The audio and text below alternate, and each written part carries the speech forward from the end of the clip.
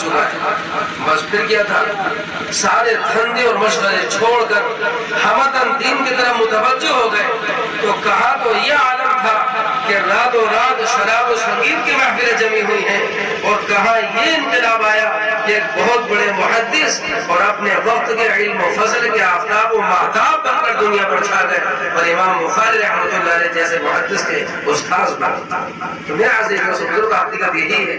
کہ کل قیامت کے دن اللہ تبارک و تعالی ہم میں سے ہر شخص سے سوال کرے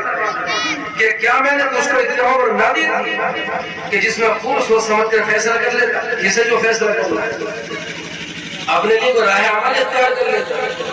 اور قرآن کریم کے اندر جو لفظ آیا ہے نذیر, اس کے بارے میں عبداللہ بن عباس رضی اللہ تعالیٰ اور دیگر صحابہ کرام کی رائے یہ ہے کہ اس نذیر سے مراد بڑھاپے کے سفید بال ہے, کہ جب وہ ظاہر ہو جائے تو بس سمجھ لو کہ وہ رخصت کا وقت قریب ہے. کسی نے ملک الموت سے سوال کیا کہ اے موت کے فرشتے, تم اچانک آ جاتے ہو, پہلے تھوڑا اشارہ ہی دے دیا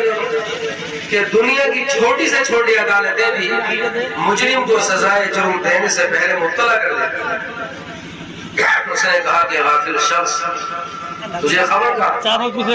تیرے سر میں سفید بالوں کا آ جانا, چہرے پر بڑھاپے کا اثر ظاہر ہو جانا, دانتوں کا گرنے لگنا, یہ ہمارے آنے کی اطلاع ہی تو ہے. تمہاری کمروں کا جھک جانا, تمہاری بینائی کا کمزور ہو جانا, لا علاج بیماریوں کا لگ جانا, پودوں پڑپودوں والا ہو جانا, یہ ہمارے آنے کی اطلاع ہی تو ہے. تمہارے سامنے امیروں غریبوں کے جنازے اٹھنا اور اچانک فساد کا بھڑک اٹھنا, یہ سب پرچے میں موت ہی تو ہے. تو میرا عزیز دوست بزرگوں, یہ حقیقت ہے کہ جب ملک الموت ہمارے سرحانے آ کھڑا ہوگا تو پھر وہ ہمیں اتنی مہلت نہیں دے گا کہ ہم اپنی زبان سے لا الہ الا اللہ